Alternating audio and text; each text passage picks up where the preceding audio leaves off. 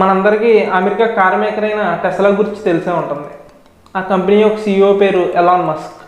అయితే Tesla model 3 అనే కార్ని తయారు చేసే టైంలో కంపెనీకి చాలా ఇబ్బందులు వచ్చాయి.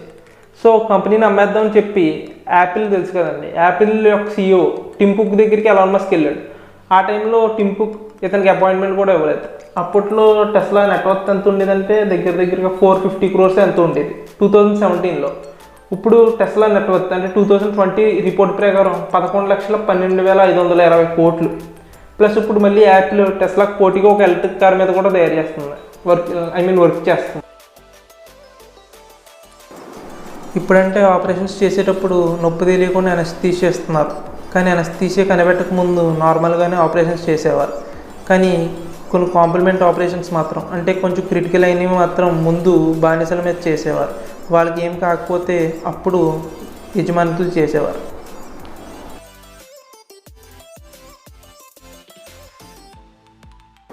మనందరికీ లెవిస్ అనే బట్టల బ్రాండ్ గురించి తెలిసే ఉంటుంది. దాన్ని 1853లో స్థాపించారు. లెవిస్ ఫౌండర్ పేరు లెవి స్ట్రాస్. అయితే ఇతను ఎప్పుడూ ఆ బట్టలని ధరించలేదు.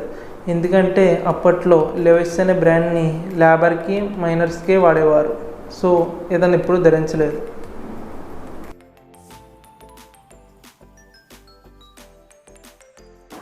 మనందరికీ సోనీ అనే కంపెనీ గురించి తెలిసే ఉంటుంది.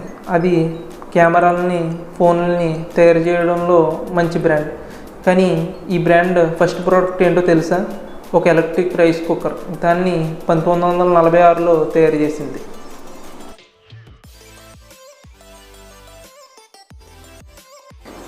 మనం ఇప్పుడైతే ఏ టైంకి కావాలంటే ఆ టైంకి అలారం పెట్టుకుంటున్నాం. కానీ అలారమ్స్ లేని ముందు క్యాండిల్స్ని అలారంల కింద వాడేవారు. ప్రతి క్యాండిల్కి ఒక టైం లిమిట్ ఉంటుంది. మనం ఏ టైం కావాలో ఆ టైంకి ఒక మేకిని గుచ్చేవారు. ఆ క్యాండిల్ ఒక మెటల్ హోల్డ్లో ఉంచేవారు. ఆ క్యాండిల్ పాయింట్కి బర్న్ అవగానే ఆ మేకు ఆ మెటల్ హోల్డర్లో పడి పెద్ద సౌండ్ చేసేది. అదే వాళ్ళకి అలారం కింద ఉపయోగపడేది.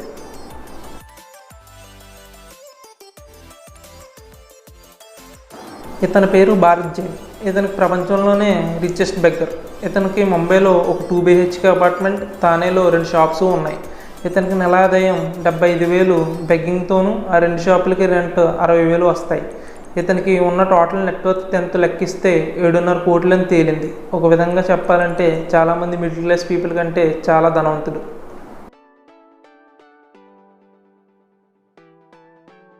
మీరు ఇక్కడ చూస్తున్న వ్యక్తి పేరు జేమ్స్ హోవెల్స్.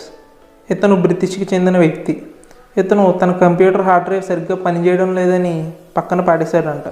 అయితే తర్వాత ఏం తెలిసిందంటే దానిలో 7,500 బిట్ కాయిన్స్ ఉన్నాయంట. దాని వాల్యూ దగ్గరగా $59 మిలియన్.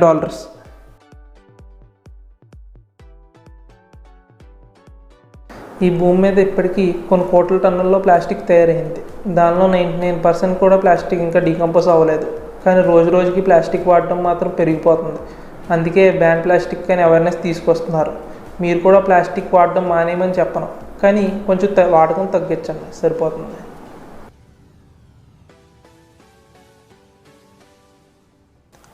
మీరు కనుక రోజుకి 11 అవర్స్ కంటే ఎక్కువ కూర్చుని ఉంటే మీరు నెక్స్ట్ 3 ఇయర్స్లో చనిపోవడానికి 50% ఛాన్సెస్ ఉన్నాయంట. సో మెయిన్గా ఎవరైతే ఇలా కూర్చుని వర్క్ చేయాలో, అంటే సాఫ్ట్వేర్ ఇంజనీర్స్ లాంటి వాళ్ళు ఎక్సర్సైజ్ చేయడానికి ట్రై చేయండి.